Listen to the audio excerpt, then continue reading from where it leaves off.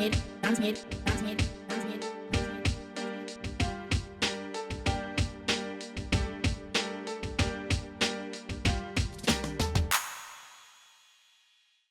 welcome to another episode of Free Your Mind. I'm your host, Daniel Kofi Ampong. Today we have a special guest in the house, Mr. Daniel Fontaine. Please welcome. Thank you. Yes. Mr. Fontaine is running as the mayor for New West. And you know, New West, we have a lot of problems going on. Everything is, the last four years has been very, very difficult for most of the business on downtown. So thank you for coming in. We appreciate you. Thank you for having me in. Yes. So Mr. Fontaine, if you want to introduce yourself to the people so that way people get to know yourself as well. Sure. Well, first of all, I apologize for being casual today. It's Sunday when we're recording this, but I was saying to you earlier, Daniel, on Sundays I do enjoy kind of being a bit on the downtime scenario, but I'm Daniel Fontaine, and I got elected to City Council back in 2022, so we're actually going into our fourth year on council. And I am on council. There's 7 of us on council. I have one colleague who's with me with the NWP. Yeah. And so there's 2 of us on council, and we form effectively, I guess, a bit of a minority on the council. And I've been there for 3 years. Yeah. So what do you think about being on council? What is the most exciting part and not so exciting part? Yeah, well, there's lots. First of all, it's lots of work. It's a lot of hours, but it's very enjoyable. I've absolutely the 3 years has flown by, and it's been incredible. There's been many highs, and there's been some challenges as well. But I love being at City Hall. I've loved municipal politics for so long that having the opportunity and having the public provide me with that opportunity to come to City Hall and to shape public policy, to weigh in on some pretty meaty debates, and to hopefully shape the future of the city it's a huge honor, and there's only 7 of us that get to do it every 4 years, and it's pretty exciting. Okay, that's good. So one thing I wanted to know is how was your upbringing? I know you're a Métis. Mm-hmm. So how was being born in Manitoba and then transition down to the coast? Yeah, well, I was born in St. Boniface, so I was born in southern Manitoba. St. Boniface actually doesn't even exist anymore, Daniel. It's now called Winnipeg, because Winnipeg took it over many, many years ago, but my birth certificate still says St. Boniface. I was born into a fairly small family. I had 2 brothers. But I was born into a larger extended Métis family. So I had, I think, 26 first cousins. So very large family. So grew up, I was born there and then grew up on the prairies. I went over to Edmonton when I was fairly young, and then back to Manitoba. And while I was in Manitoba, I completed my degree in political science and got a minor in economics. And then not long after that, I jumped in my car, packed up my U-Haul, and drove out to the coast. Oh, wow. Yeah. So what actually inspired you to get into politics? What inspired me to get into politics? I think if I were to look back on one particular moment, it would probably be actually when I was 16 years old. So that's when I was still in Manitoba. I was in high school in Manitoba at the time. And my social studies teacher said to me, you're pretty active, you're pretty engaged on a lot of politics. You seem to know a lot of stuff about politics. Would you like to go to something called Forum for Young Canadians? Mm-hmm. And I had never heard of Forum for Young Canadians before, but I was curious. And but I had to raise the money to do it, and it wasn't cheap back then, but I had to raise the money for my flight and for the participation fee. And Forum for Young Canadians was 100 youth from across Canada, from coast to coast, get picked every year to go to Ottawa and spend a week effectively at the House of Commons, and you get to learn all about Parliament. And it just so inspired me, and it got me so excited about government, governing, politics. When I look back as to the trigger point for me to want to be involved in public life, I would credit that to Forum for Young Canadians. So during those times, you actually had to raise the money yourself and pay. Mm-hmm. Yeah, if I remember correctly, I think I had to do some fundraising events and some bottle drives and did everything. I didn't come from a very wealthy family, so the amount of money to send me to Forum for Young Canadians was not an insignificant amount, because we had to pay for the flights and the meals and everything when we were in Ottawa. But what was so amazing is the community kind of came together, and I remember getting donations of $25 and $50, and it all added up. And at the end of the day, raised enough money to get me to Ottawa and for me to be there for a week, and it completely changed the way I looked at public life ever since. Wow, that's like a very, very interesting story. Because I thought maybe because they bring the youth to Ottawa, I thought maybe the government would probably fund it. No, actually, it's not. It's a private organization, and in fact, I was just talking to a young New Westminsterite, a young fellow, Emilia Locatelli, who was at my announcement event. Yeah, and I encouraged Emilio to actually look into Forum for Young Canadians. It's still around. They still have sessions every year, and very much on the same spirit of what they were doing way back when I was 16, and I won't tell you how many years ago that was. But it's a private organization. It's a private nonprofit, and they're very supportive, and I believe they do have some assistance now to help some youth get there. So you see, that's not bad, not like before. Yes. And also, what have been the biggest influences or mentors in your journey from, everything that you've been doing till now? That's a tough question, because I don't want to point at one particular politician or some particular political leader, because there's actually a lot of folks that I do respect in public life, and if I had to answer that question and try to be as succinct as I could, I'd have to actually say it's my parents and my grandparents. Particularly like my grandparents, because I spent a lot of time with them before they passed away when I was younger, and they had such an incredible influence on me. These were my mom's parents. I got to go and visit them every summer when I was in Edmonton. I was going to Winnipeg. I'd go to St. Boniface and spend time with them. And they just really helped me, put me on the right direction when things may not have been like 100% hunky-dory. They were there. So I look back on what they've instilled in me, as well as my parents as well. And also, so what do you think your leadership style is like? Leadership style. Yeah. If I had to describe my leadership style, I would probably call myself a collaborative listener. And what I mean by that is, I firmly believe in collaboration. I think that, when I've seen government work, and I mean government in the big picture, not just on municipal government, but federal, provincial government, when it works really well, there is collaboration between political parties, people from different sides of the aisle. And when there isn't collaboration, you don't get as good government. So I firmly believe in collaboration.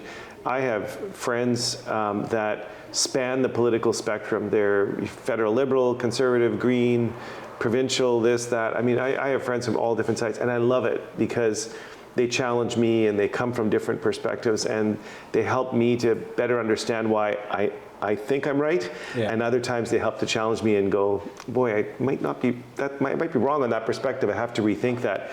And then on the listening side, I very much believe that, elected leaders, it's a trait that not enough elected leaders have. And people don't understand that with communication, there's two parts to communication, Daniel. There's talking, and then there's listening. And unfortunately, too many, in my opinion, too many politicians like the talking part and don't necessarily like the listening.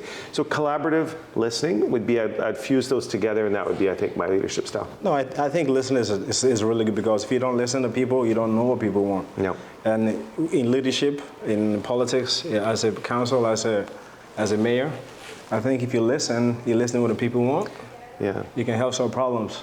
Because the lifestyle here is not like dictatorship, right? No, we're a democracy, and listening is absolutely fundamental and key to it. And whether it's civic government like in New Westminster, provincial legislature, or federally, it's so critical that we listen to people, and it shouldn't be performative either. Like, it should be real listening, not just listening and then walking away, but listening and then adapting and collaborating and figuring out how you can take some of those ideas and thoughts that you've heard and incorporate them into, if possible, into your policy development and your, And another thing I want to, I see that you're on board of Hockey Canada.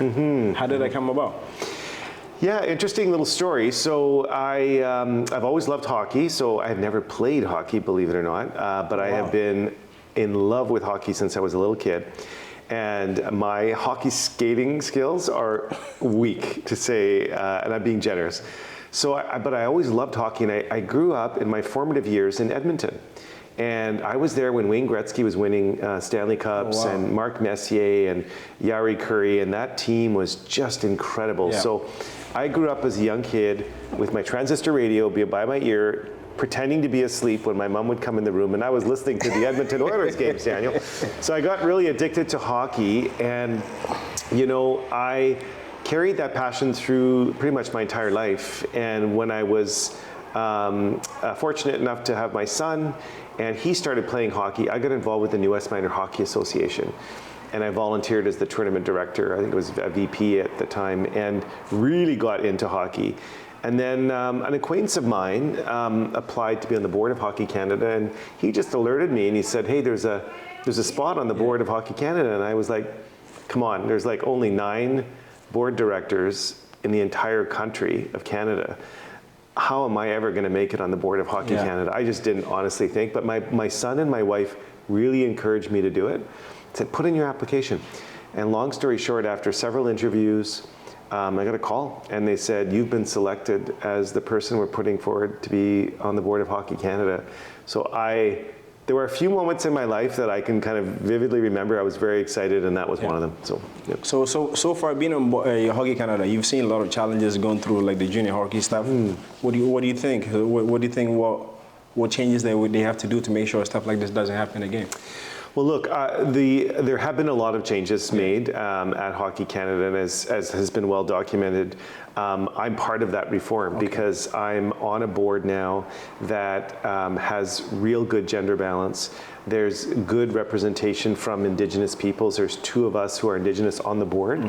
So we have one board director's First Nation, I'm Métis, and the board is really, really progressive and forward-looking, and it has acknowledged many of the challenges of the past. And I've only been on the board for a year, but super impressed with the people that are on the board and the commitment that they have to truly championing hockey and making it and continuing to make it Canada's national sport. I'm very happy that because I came in '94 when Canucks were in the finals against Rangers. I tried. I was so. That's when I fell in love. I tried skating honestly, then it wasn't good at. The 2 Daniels that are having a tough time. And skating. I can't even skate. So you know what I became? I became a fan. So since then, if Canucks are playing, it doesn't matter where I am. I'm watching it. I go to Africa. I wake up 4 a.m. to make sure I watch it. Yes. Well, and Daniel, you raise a really good point that fans are a huge component of hockey, and a lot of people who are in the stands have never played hockey before, like me, in their life, but they're lifelong hockey fans. And so it's so critical that we have fans, we have the officials officiating, you have all the NHL teams or gold medal teams, etc. It's a big ecosystem of hockey, and it's amazing. Oh wow, no, very good. I mean, I'm such a hockey fan. Hopefully I can play too. And also, it's like, what obstacles have you gone through during this political stuff? Doing it because I know you do so many things. You do non-profit. You're on board of the dementia for Health Canada. Yeah. So how can they help to improve everything that's going on with like the senior citizens and stuff? Yeah, I've had a really amazing career. I have worked in, like you said, the nonprofit world. I've worked in the private sector. So, I kind of joked with someone. I mean, I've worked in the beer industry. I've worked in seniors care. I've worked with Métis Nation, and now I own my own company. So I do consulting, and so I work at my own pace now, and which I really love. And I get to pick my clients and work with a really varied group of clients. And yeah, it's been, an interesting career, probably 30 plus years of being in the workforce, and I've seen lots of change and lots of things happen and technology evolve and just the way that we approach work kind of evolve. And there have been challenges for sure, but I've been so blessed, I must say, that I've worked for some incredible bosses. I've been able to work in politics and business and nonprofit, and everywhere I've been, I must say, I've really had the opportunity to learn and expand and to contribute back to the organization that I've worked for. So you've been living in New West for how long now, Daniel? Wow, that's a trick question. I think if I added it up, I think it's near 23 or 24 years now. Yeah, I think close to 24 years because of my son's age. So yeah, it's been close to a quarter century. Yeah, because I came in New West in '94, so I've been through Wainwright, I've been through, everybody has gone through, I've been through, what's his name that just left before? Jonathan Cote. And now we are at Patrick Johnston now. Yes.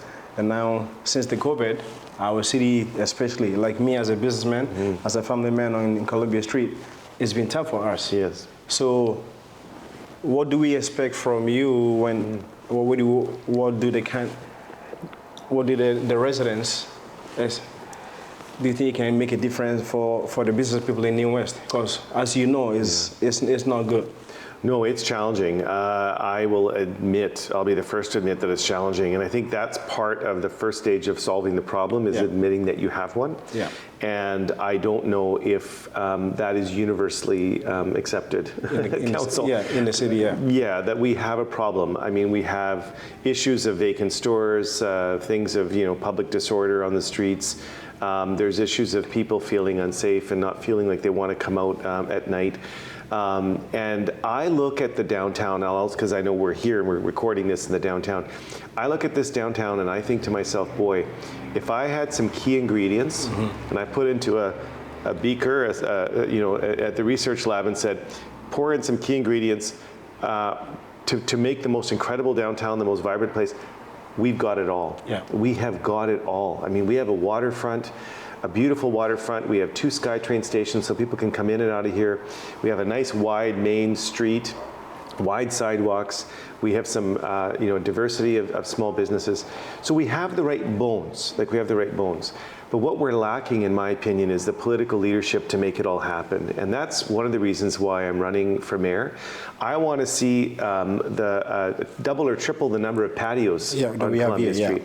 I want to see, from my perspective, the police walking the beat down on here so people feel, a little bit safer. I want our Pier Park a place that families can go to even after dark and not worry about, whether or not there's gangs or there's violence or things like that.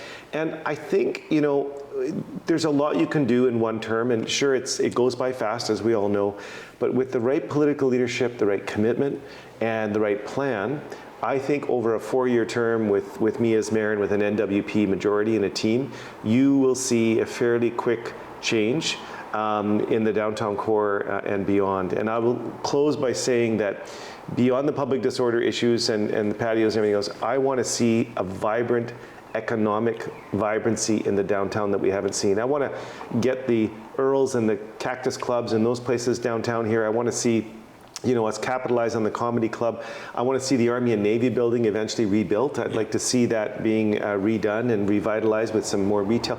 All of those pieces of that puzzle, I want to see that all happen over the course of my term as mayor. And you have my assurance that it's not going to be, I'm not going to be talking about suing big oil or worried about mushroom farms or mushroom walls in Queen's Park or those kind of things. You will not see me doing that. Yeah. You will see me laser focused on making sure that we revitalize the downtown. How about another issue I wanted to talk about is we build schools and then 2 years later the schools are full. So how come usually when we build the schools they don't plan ahead thinking okay in 5 years population is going to go by maybe another 20, 30,000 young people are going to be having kids and then we start getting the portables. Is it true? Is it provincial or is it municipal level? It is primarily provincial. And I would encourage you to bring Danielle Connolly on your podcast at some point, bring her here in this seat and have a conversation with her. She can fill you in. But from what I understand, the province, it's an old system of build what you have today, not what you need for tomorrow. It's an incredibly backward process. So when these schools open, it takes several years to get them planned and built. By the time they open, they're already behind the 8 ball. They're already overcrowded. Daniel, we have one high school. Yeah. One high school. Which is tough. For 93,000 people in the city of New Westminster. I dare you to find another city the size of New Westminster, 93,000, and with one high school. Yeah. It just doesn't work. So we have a lack of investments on schools, and we have need for, in the places like the downtown, there's towers coming in, there's new families coming in. Kakite is bursting at the seams. We need more middle schools, we need more elementary schools. But unfortunately, the model that the current NDP government and previous governments have done in the past is that they only build to what they need today. And that's not foresight. That's bad planning, in my opinion. What about, we have 20th Street we have 22nd SkyTrain. I heard there were some buildings that were supposed to happen, but so whatever happened to that one? You think anything is possible? They might get a new school. They might get like a swimming pool, anything like that. Because coming from Queensboro to 22nd, it's tough to bring your kid. It is very, very tough. So one of the first things that happened when I got on councils, Councillor Paul Minnes and I heard from the residents, because we did when we were door knocking. So when we were actually door knocking, people from Connaught Heights were telling us, like, when is the city going to redo this area? When are they going to do a new master plan? When is this going to be revitalized? We heard it everywhere we went, and people said, we're not investing in new roof, we're not investing in our house because we're assuming this is going to be revitalized. So when we got to council, we found out that this was almost like on the side burner, like this particular area. And when you think of it, the irony of all of this is that we're looking to build 9 50-story towers at Columbia Square, which you probably heard of that project, in an area that a lot of people have said, there's a lot, you know, for this. And yet we have a neighborhood that wants to revitalize, that wants the increased density, that wants to get the new public amenities there. And yet that one was put on the side. So I think, again, it comes from the top, Daniel. The mayor needs to indicate and the council needs to indicate it's a priority for us to get 22nd Street and Connaught Heights redone. So I can tell you that there is some progress that's being made. Is it coming fast enough? No, I think we could go faster. But eventually that whole area that you see around 22nd Street, over time, and I'm trying to be lower expectations because like 10 years. About 10 years. I would think over the decade, you're going to see that area is going to really, really change and it'll revitalize. I know, and another thing I want to know is like this. I know being on council is a lot of work. It's a lot of work dealing with people, calling you here and there. Every day you're here. How has that impacted your life, your family? Do I have a life now? Yeah, so to be completely blunt and honest with you, it's a lot of hours. Anyone who's thinking of running for city council and thinks they can kind of do this off the side of their desk, thinks that it's kind of an easy paycheck, they're in the wrong business. But I will emphasize that I come from the school that this is a public service. This is a public contribution. This is what people do to help build better neighborhoods, better cities. So first and foremost for me, it's a public service. So I do it because I love the city and I love contributing back. But I will say that it comes at an expense. I mean, there certainly are times where, there's an evening you'd love to take off and I'd love to just casually go out for dinner or do something, but I have, public meetings or public hearings or community events that I have to go to. But I look at it this way. I am in, as I said earlier, such a unique opportunity being one of 7 people on council. I get to get invited to so many great events and I get to meet so many good people. That's a big part of my social life now. It's just meeting and getting to meet with so many great people. So yeah, a lot of hard work. Takes a toll on your personal life for sure. But I would say if anybody was asking me, do you enjoy it? Is it worth it? I'd say 100%. Okay. Yeah. And I know you're a big advocate for Metro Vancouver. Yes. Yeah. What can we do about these people? Because people we got $3 billion thing working in North Van. People are making like $400,000 paychecks, but then the residents are suffering. Cities don't have amenities. So what do you think? Well, first of all, thank you for acknowledging the work that I've done at Metro Vancouver. I've been part of a very small cohort of municipal politicians in this region, and I give credit to Councillor Kashid in Richmond, Councillor Linda Annis in Surrey, and Councillor Richard T. Lee in Burnaby, a few of us, Councillor Minhas. There's a few of us that have been willing to speak out and talk about the North Shore wastewater treatment plant that you referenced, which is $3 billion kind of over budget. What can we do? Well, I think first and foremost is we have only one rep on Metro Vancouver from New West. First and foremost, that one rep has to speak out. This isn't about just going to Metro and collecting your $543 stipend. The people of New Westminster expect and require that whoever we send to Metro Vancouver speaks out and speaks out loudly on behalf of the local taxpayers. That's number one. Number two, the province needs to step in, and there needs to be some significant reforms. And unfortunately, notwithstanding, Daniel, the fact that I've been speaking out now for 18 months. Yeah. There's been some changes that we've seen, which is good. I like where some things are going, but the pace of change is quite glacial. Like it's going very, very slow. But I have a feeling that in 12 months from now, there's going to be some significant changes to the people who are elected municipally in this region. I think you're going to see a wholesale change of leadership at Metro Vancouver, and I have a feeling you're going to see a different direction. And the issues. Bike lanes. 6th Street. Last year we spent like about $1 million painting it, and then this year they ripped it apart and then did something else. Usually it was just a plan like, I heard it was planned like about Cote planned everything. They ripped it up, and the residents are suffering. Taxpayers is having a problem. Property tax is going up. So how do we, the residents of New West, what can we expect from you when you're elected as a mayor of New West? Well, like I said, you were there when I announced that I was running for mayor, and I think you probably heard me talk about, it was a kind of a core theme of my speech, is that we have to get back to basics. We're a small city. We don't have an unlimited budget. We have a very limited capital budget.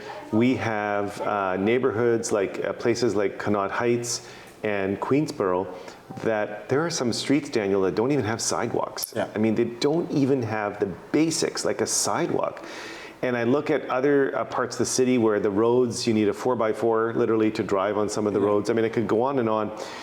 If we don't get the basics right, Daniel, it's really hard for the public to buy into projects like what's happening at 6th and 6th, or it's really hard for them to buy into spending millions of dollars on bike lanes when even the basic core issues aren't dealt with. So something that people will see with me as a mayor is I'm going to be, with the support of council, directing staff to make sure that we take care of the basics, and that we do that in a fiscally responsible way. Because Daniel, we are looking at this one term alone, just this one term under Mayor Patrick Johnstone and the Community First team.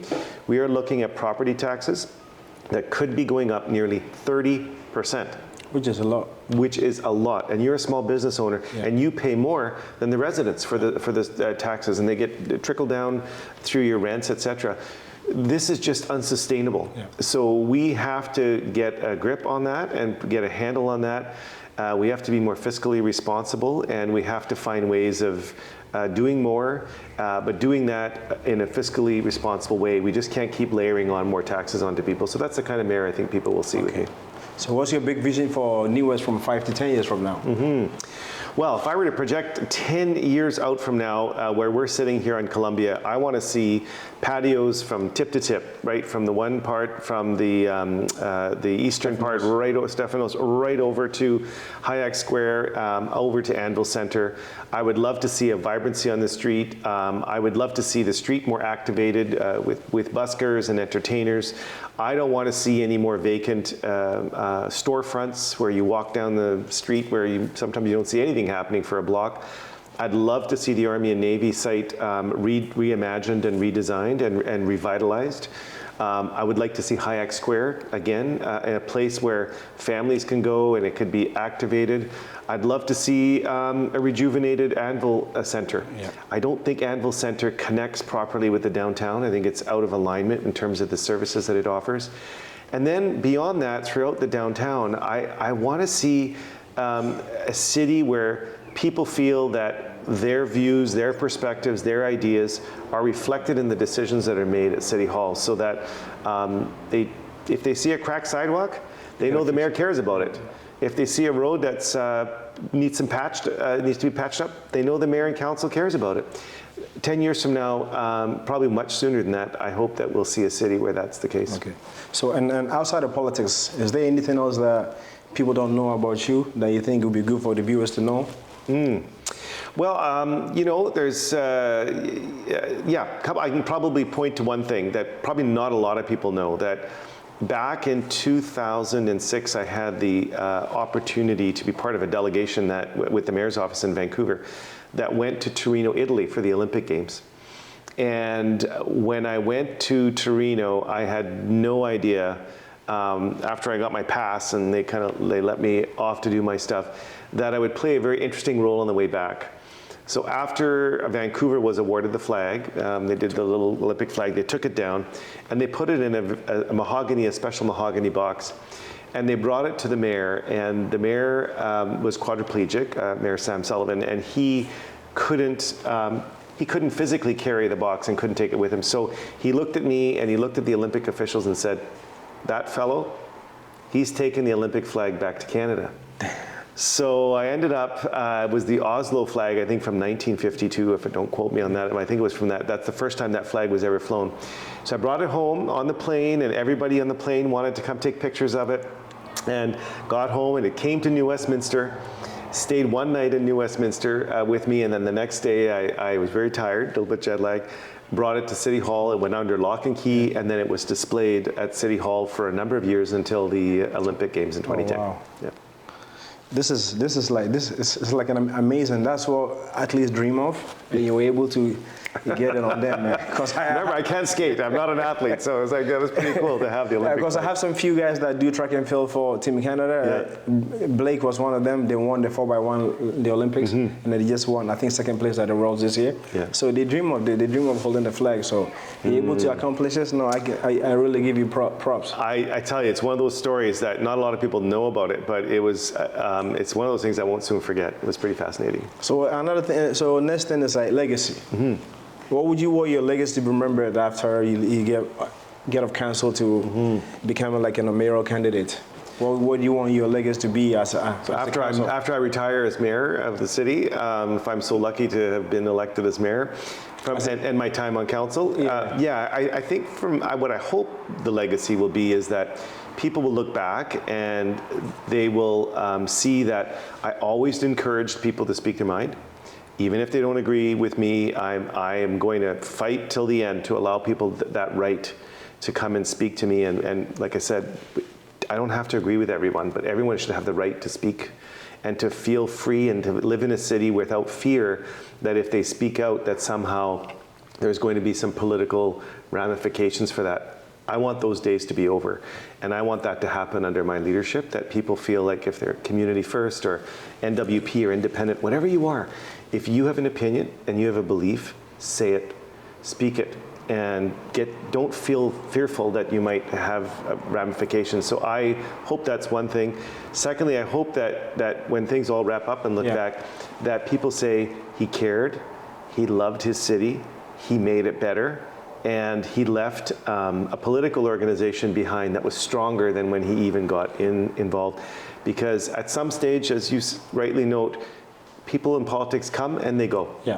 It's a short little blip that you're in politics and then you leave. And the real trick to having a good legacy is every time you go to council, make it your last council meeting, do the best that you can, vote the way that you feel you should be voting, and do what's best for the entire city. And most times I think that will result in the very positive outcomes for the city. Okay. And one last more thing before we go. I know you were part of the NWP that were created in 2017. So far, you guys have done so well. You've got two people on the school board, 2 councillors, and then next year... Two on the council and 2 on school. Yep. And then hopefully next year, you become a mayor. I think, you guys have done so well. What are you most proud of for newest Progressive?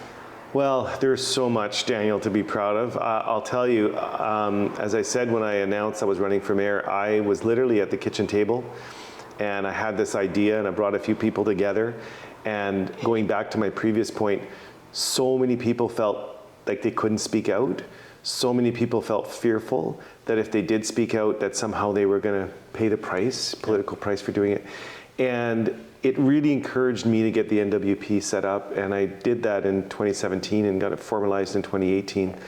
And I am so proud of, first of all, I'm proud of the community for supporting us, and thank them for sticking their necks out and voting for Danielle Connolly back in 2018. And then further to that, electing Paul Minhassanai in 2022, and then electing Kathleen in the by-election. So you're right, we have 4 people. We're a small group, but we're a mighty group. We work really hard. But I'm so proud of my caucus. I'm proud of the candidates who ran in 2018 and 2022. You look back at the quality of the people, like Ken Armstrong, who ran as our mayoral candidate. He's endorsed me and provided his support for me this go around. It's nothing short of an actual miracle. When you think of how short a time that we've been working on this, really, it's only about 6 or 7 years, for it to have come from just an idea. But I hope people take this away from that experiences and the kind of leader that I am.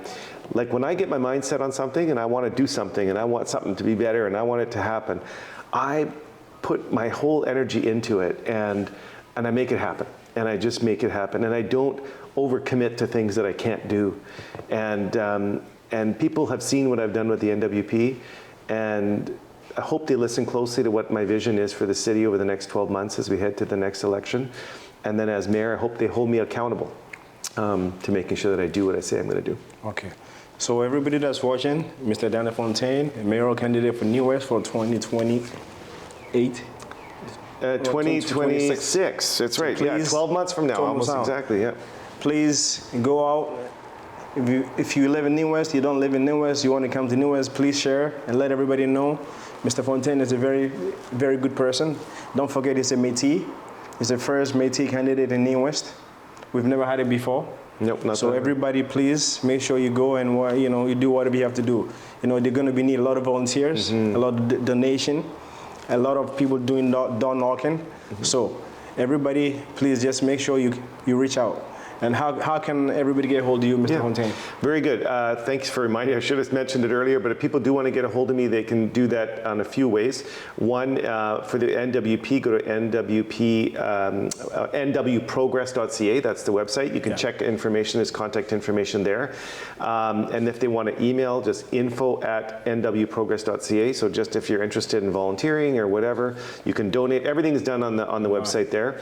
And then if they want to reach me for something city related, so if there's an issue that people want to talk about policy related, on the New West City website, my phone number is there, cell phone, email everything, and rest assured it might take a couple of days before I get back to you, but I get back to everybody. Yeah. So thank you so much, Mr. Fontaine. It was a pleasure. This is probably one of my shows that I'm going to remember for a long time, and like I said, sometimes life, you got to start somewhere. We started somewhere, we're getting the right people, and sky's the limit. Thank you so much, Mr. Fontaine. And thank you, Daniel, for doing this, and thank you for inviting me on, and thank you for having these kind of community dialogues. I think they're very, very valuable. Thank you. We appreciate you. Thank you. Thank you.